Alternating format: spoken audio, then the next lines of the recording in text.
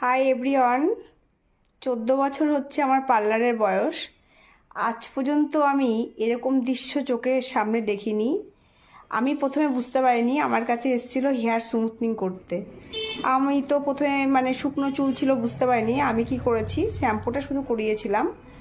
আমার যেহেতু গ্লাভস পরা থাকে সেই হিসাবে আমি বুঝতে পারিনি। যখন আমি মাথাটা আর কি শোকানোর জন্য আমি নিয়ে এসেছি, তখন তার মাথায় যা দৃশ্য দেখেছি, আজকে আমি মাথা ঘুরে আর কি দোকানে পড়েই গেছি।